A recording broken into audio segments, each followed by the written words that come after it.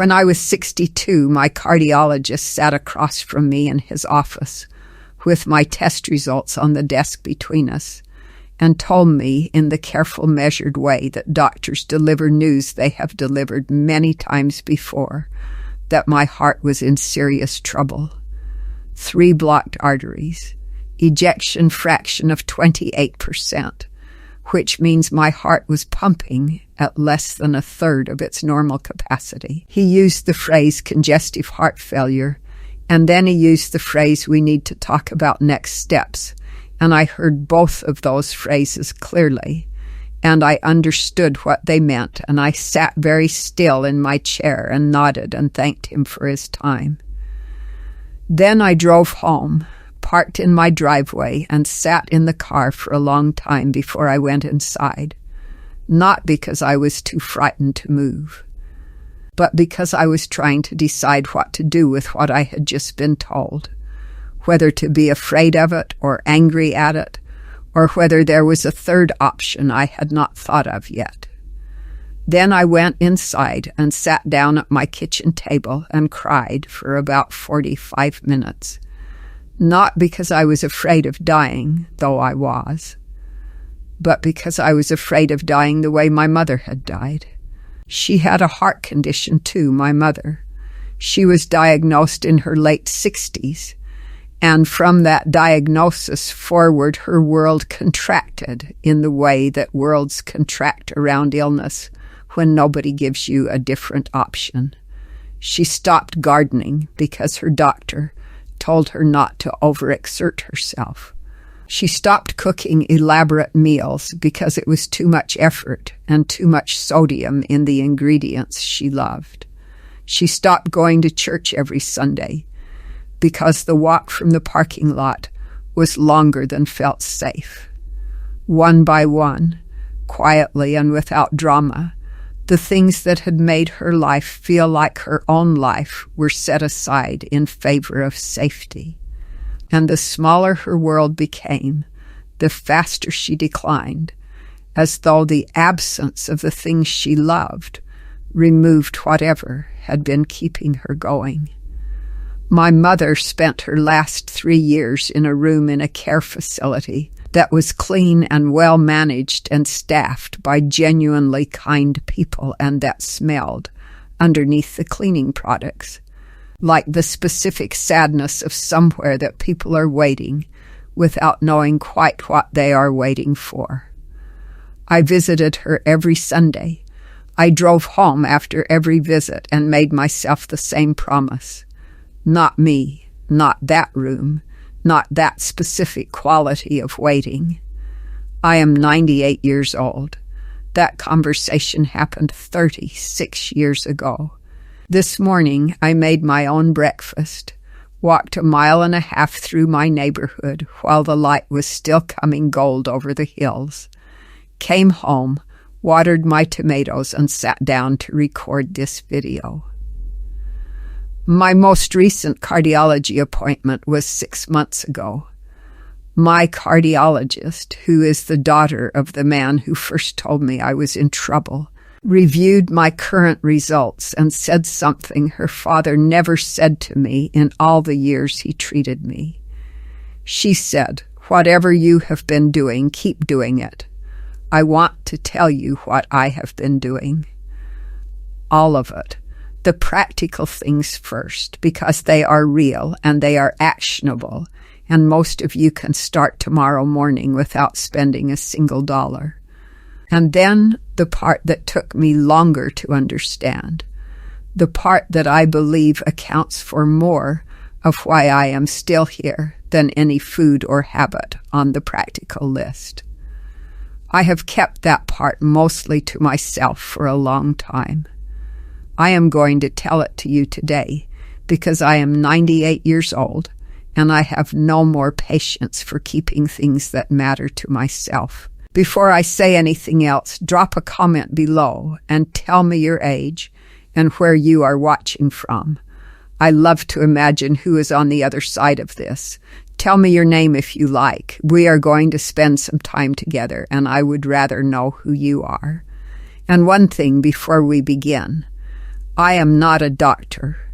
Nothing I say today is a substitute for your own physician's guidance. I kept my cardiologist involved in every step of what I did. I adjusted nothing in my medical treatment without her knowledge. Whatever you take from this video, please bring it to someone who knows your full picture before you act on it. Now, the practical things. The first thing I changed was water. And I want to tell you this the same way I would tell a friend, which is that I had no idea I was chronically dehydrated until I was almost 63 years old, and someone finally explained to me what dehydration actually does to a heart. Here is what I did not know. Your blood has a consistency. When you are well hydrated, it flows freely through your vessels. When you are chronically dehydrated, it thickens, and a thickened blood supply moving through arteries that are already partially blocked is working against itself with every beat. My cardiologist at the time focused on my blockages and my ejection fraction and the medications that might address both. She never once asked me how much water I drank. I was drinking perhaps 4 cups of liquid a day, most of it coffee, and I had been doing this for 30 years without giving it a second thought. The research I read later, from a paper published through the European Heart Journal, found that adequate daily hydration was associated with significantly lower long-term risk of heart failure and meaningfully lower markers of cardiac inflammation.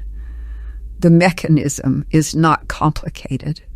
Water supports the blood volume that allows your heart to pump effectively, supports the kidneys that regulate fluid balance, and supports the lymphatic system that clears inflammatory waste from your tissues. All 3 of those functions matter enormously when your heart is already compromised. Here is what I do, and have done without exception for 36 years. A full glass of filtered water, 20 ounces, is on my nightstand every night. The moment I wake up, before anything else, before I look at the window to see what the weather is, before I check whether the cat needs feeding, I drink all of it. I squeeze half a lemon into it because the peel of a lemon contains a compound called D-limonene that has been documented in laboratory research to have anti-inflammatory properties. And inflammation is the root condition of arterial disease. I do not drink it because it tastes good, though I have come to love it. I drink it because it is the first thing I do for my heart every morning before I have done anything else at all.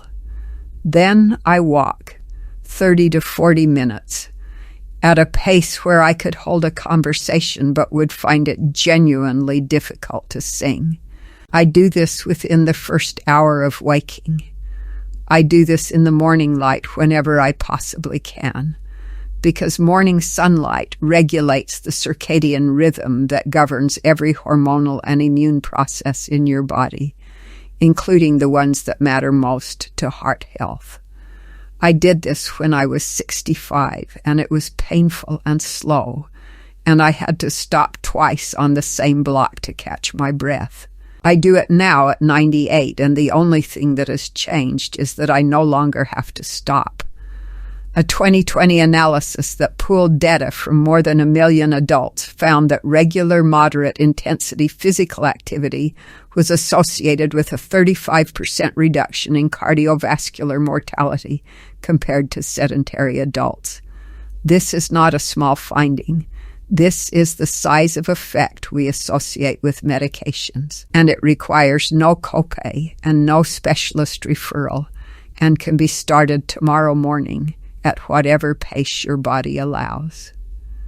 The second thing I changed was my gut, and I want to spend some time on this because it surprised me more than almost anything else I learned in those early years of rebuilding my health, when my heart was at its worst. I was eating the way people in my generation were taught to eat when they were sick. Bland, soft, thoroughly cooked, carefully safe food. White rice, well-cooked chicken, toast, mild soups from a can. My doctors at the time told me to be careful about anything that might stress my system. The implication was that careful meant simple and cooked and easy to digest. What nobody told me, and what research has since made very clear, is that your gut microbiome is one of the primary regulators of systemic inflammation throughout your body, including the inflammation in your arterial walls. When I was eating nothing fermented, nothing raw, nothing with the kind of fiber that feeds beneficial gut bacteria, I was starving the very community of microorganisms whose job it was to keep my inflammation from spiraling. It was not a physician who first pointed me toward fermented foods. It was a woman I met in a cardiac rehabilitation class who had been told exactly what I had been told and who had independently found her way to a different approach. She brought a small jar of plain kefir to our session one evening and explained what it was and why she was drinking it. I went home and looked into it and found research I had not been shown anywhere in my medical care. I started with a small amount of plain, full-fat, naturally fermented kefir every day. I added a small portion of raw sauerkraut, the kind from the refrigerated section with only cabbage and salt on the label, not the shelf-stable pasteurized kind from the middle aisle. Within 3 months, I noticed something I could not have predicted. A quality of heaviness that I had carried in my chest and in my joints for years. A kind of inflammation that I had assumed was simply the experience of having a sick heart began to quiet. My sleep improved. My morning energy improved. My inflammation markers at my next blood draw had moved in a direction my cardiologist noted with evident curiosity. The mechanism I understand now is this. Beneficial gut bacteria produce compounds called short-chain fatty acids when they process fiber. One of these compounds, called butyrate, has been shown to reduce systemic inflammation by communicating directly with the immune system. It also supports the integrity of the gut lining itself, which, when it becomes compromised, allows inflammatory molecules to leak into the bloodstream and travel to the arterial walls. Healing the gut lining was healing the environment in which my heart was trying to recover. I eat 1 serving of naturally fermented food every single day. I pair it with garlic or leeks, which are prebiotic foods that feed the beneficial bacteria that fermented foods introduce. This habit is not expensive. It is not complicated. It takes less time than making a cup of coffee, and it has been part of every single day of my life for 36 years. The third thing, and this is the one I wish I had been told at 40 rather than at 63, is about a vegetable that I had eaten my entire life without knowing what it could actually do when prepared correctly. Broccoli sprouts. Not broccoli. The tiny 3-day-old sprouts that look like someone gave up on growing a salad. They contain a compound called sulforaphane at concentrations up to 50 times higher than mature broccoli. And sulforaphane does something in the body that I find genuinely remarkable every time I think about it. It activates a genetic switch called NRF2, which triggers more than 200 protective genes simultaneously, including genes involved in reducing arterial inflammation, clearing oxidized LDL from vessel walls, and supporting the health of the endothelial tissue that lines your arteries. Endothelial health is what the research calls the primary target of cardiovascular disease. When your endothelium, the thin, delicate lining inside your blood vessels, becomes inflamed and damaged, the conditions for plaque formation are established. Sulforaphane specifically supports this lining in ways that very few other dietary compounds have been shown to match. Research from Johns Hopkins, where sulforaphane was first identified, found consistent protective effects on vascular inflammation markers in human subjects. A study from the University of Reading found meaningful improvements in endothelial function in adults who consumed broccoli sprout preparations daily for 12 weeks. Here is the critical preparation detail that most people get wrong, and I got wrong for the first 2 years before someone corrected me. Sulforaphane is not present in broccoli in its active form. It is created through a chemical reaction that happens when you chop or chew the plant, activating an enzyme called myrosinase. Cooking above 140 degrees Fahrenheit destroys that enzyme completely. Fully cooked broccoli delivers very little active sulforaphane. Raw broccoli sprouts require no cooking at all and deliver the compound in its most potent form. If you prefer to cook mature broccoli, chop it first and let it sit for 40 minutes before applying any heat, and add a small pinch of mustard seed powder before eating, which independently contains the enzyme that was destroyed in cooking and restores the conversion process. I grow broccoli sprouts in a mason jar on my kitchen windowsill. A tablespoon of seeds, a jar, a piece of cheesecloth over the top secured with a rubber band, and rinsing twice daily for 3 days. A quarter cup of raw sprouts goes onto a sandwich or a salad or into a bowl of soup after it has cooled enough to eat. I have eaten them nearly every day for over 30 years. At 98, my arterial inflammation markers are, according to my cardiologist, not what she would expect to see in a woman my age. The fourth thing is sleep, and I want to be honest with you about the fact that this one had the most immediate and dramatic impact of everything I changed. Not because it is more important in isolation than the other things, but because when sleep is broken, nothing else works the way it is supposed to. During deep, slow-wave sleep, your body produces its highest concentrations of a hormone called melatonin. Most people know melatonin as a sleep supplement. What most people do not know is that melatonin is one of the most powerful antioxidants your body manufactures internally, and that it has specific, documented effects on cardiovascular health. It reduces oxidative stress in arterial tissue. It supports the repair of endothelial damage that accumulates during waking hours. It regulates the inflammatory processes that, unchecked overnight, contribute to the gradual progression of arterial disease. Melatonin production declines by up to 70% between the ages of 40 and 70. Most adults over 65 are producing negligible amounts during the night. The sleep they are getting, however many hours it may be, is not delivering the depth of repair that sleep was designed to deliver, because the hormonal environment that enables that repair has been quietly depleted.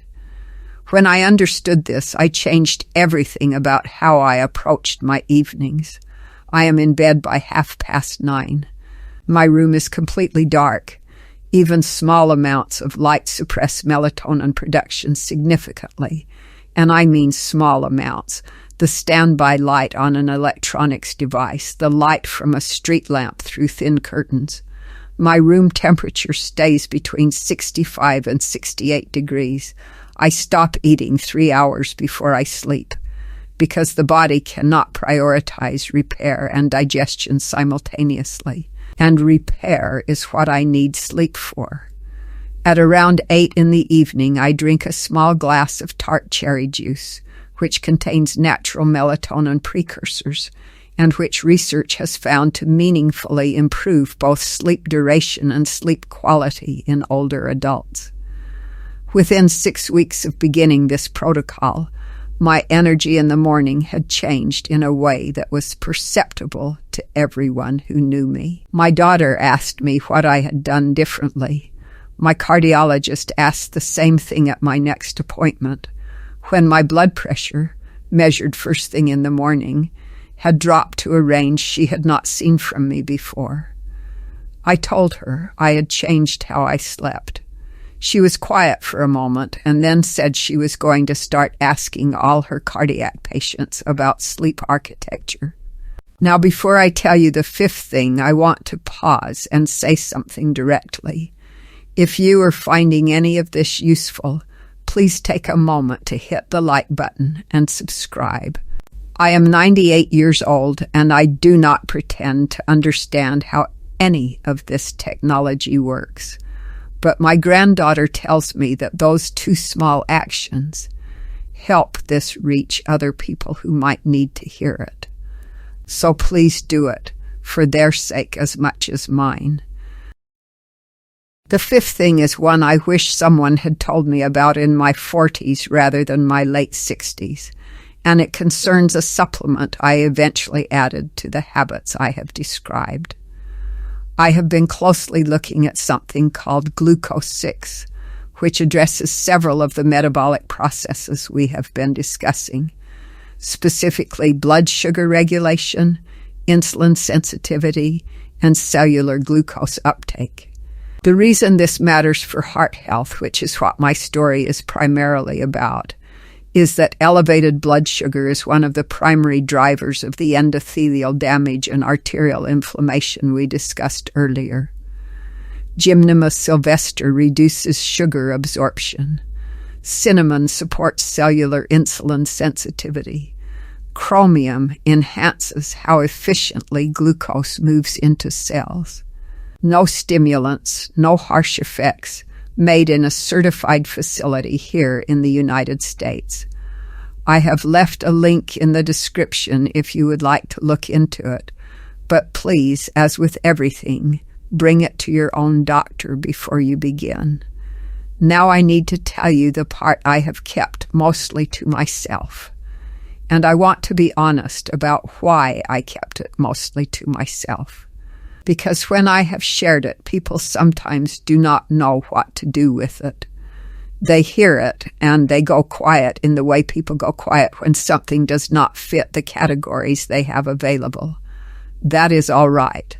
I am not asking you to fit it into any particular category. I am asking you to hear it, the way you might hear a story from someone who was there and has had 36 years to sit with what it meant. It was a Thursday evening in the winter of my 3rd year of trying to recover. I had implemented every practical change I have described to you, and my health had improved measurably, but then seemed to plateau. My ejection fraction had climbed from 28 to 41%, which my cardiologist called extraordinary, but which had now held steady for 4 months. My inflammation markers had improved, but not resolved. I was doing everything I knew to do, and I had arrived at a ceiling I did not know how to get past. I was sitting in the waiting room of my cardiologist's office for what had become a quarterly review. The room was the kind of waiting room that is designed to be calming, but is not. Pale colors, soft music, people sitting in chairs with the particular stillness of people who have learned to wait. A woman sat down 2 seats from me. She was perhaps 80 years old. She was reading a book, and something about the quality of her stillness was different from the stillness of everyone else in that room. It was not the stillness of waiting. It was the stillness of someone who had simply arrived. We began to talk the way you sometimes talk to strangers in waiting rooms, about nothing important at first, and then, as sometimes happens when two people are sitting in the same difficult place together, about things that matter. I told her, with more honesty than I usually brought to conversations with people I had just met, that I felt I was doing everything correctly, and that something essential was still not working, that I had addressed my body as carefully as I knew how, and that my body was responding, but not completely, that there was a gap I could not identify, and that frightened me in a way the original diagnosis had not. Because the original diagnosis was a clear problem, with a clear battle to fight, and this was something quieter and harder to name. She listened without interrupting, which is rarer than it should be. Then she was quiet for a moment, looking at her hands, and then she said something I want to share with you as precisely as I remember it, which is to say that I may not have every word exactly right, but I have the sense of it exactly right, because I have returned to it many times across the years that followed. She said, I think you may be managing the house while leaving the foundation unaddressed. She said, think for a moment about the state you carry your body in most of the time, not when you are eating well or sleeping correctly or walking in the morning light, the rest of the time. The hours at the kitchen table, going over old arguments in your mind, rehearsing what you should have said, replaying what was said to you, going over it again and again, not because going over it changes anything, but because putting it down feels like losing something. The moments in the car or in the shower, when your mind drifts to people who treated you badly, and you feel, just for a moment, the full weight of the old injury, the low continuous frequency of worry that runs underneath everything else. The kind that has been there so long, you have stopped noticing it as worry and started experiencing it as simply the texture of life. She said, your body does not observe a distinction between the state you are in during your morning walk and the state you are in during those other hours. It is in your body continuously. Every hour of sustained low-grade anger produces a specific biochemical environment. Every hour of unresolved resentment keeps cortisol elevated in a way that directly suppresses the immune function you are relying on for repair, directly maintains the systemic inflammation you are working so hard to reduce with your food and your sleep, and directly competes with the cellular repair processes you are trying to support with everything else you are doing. She said this is not a philosophical claim. The field of psychoneuroimmunology has been documenting this connection for decades. The body does not distinguish between the stress produced by an immediate physical threat and the stress produced by a grievance you have been carrying for 20 years. It mobilizes for both. It inflames for both. It prioritizes survival over repair for both. And a body maintained chronically in survival mode is a body that does not have the resources available for the kind of healing you are hoping for. I sat with that for a moment, because I recognized immediately, as she said it, that it was true. Not as an abstraction, but as something I could feel the moment I turned my honest attention toward it. There was a running tape. There had been a running tape for most of my adult life, playing at a volume low enough that I had learned not to notice it consciously, but loud enough that it was using something. Energy, attention, something that my heart needed and was not getting because it was being used to keep the tape running. My father, who had been cold and difficult in ways that I had never fully resolved before he died, My former colleague, who had taken credit for my work in a way that had altered my career and that I had quietly rehearsed my version of for decades. My own self held to an accounting that was never satisfied for the things I had not done and the person I had not quite managed to become. None of these grievances were small or illegitimate. Some of them were entirely justified. She was not telling me they were not. She was telling me that justified grievances carried continuously in the body are still grievances carried continuously in the body, and that the body does not grade the justification. It only registers the carrying. She told me she had been practicing Falun Dafa for more than 20 years.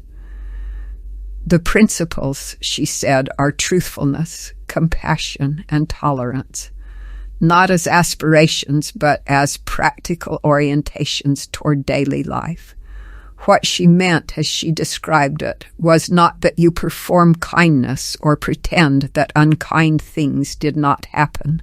What she meant was that you genuinely relinquish the claim that you are owed a resolution you may never receive, and that in relinquishing it, you release the body from the task of holding the case open indefinitely.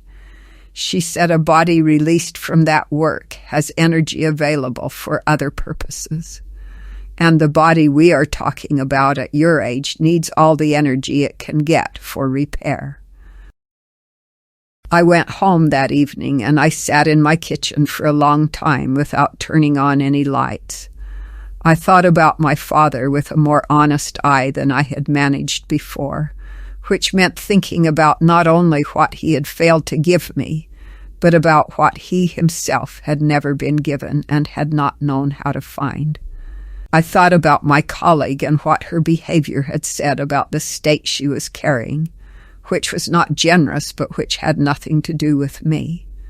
I thought about my own internal accounting, and whether I would rather be right or whether I would rather be well, which is a different question than it sounds like. I did not resolve everything that night. I am not telling you about a moment of transformation. I am telling you about the beginning of a practice, which is more unglamorous and more durable than a transformation.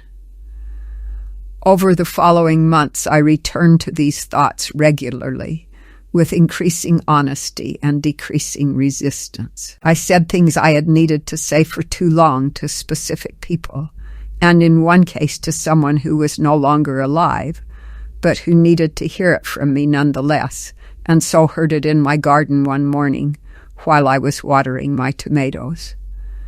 At my 6-month appointment, following that waiting room conversation, my ejection fraction had climbed from 41 to 54%.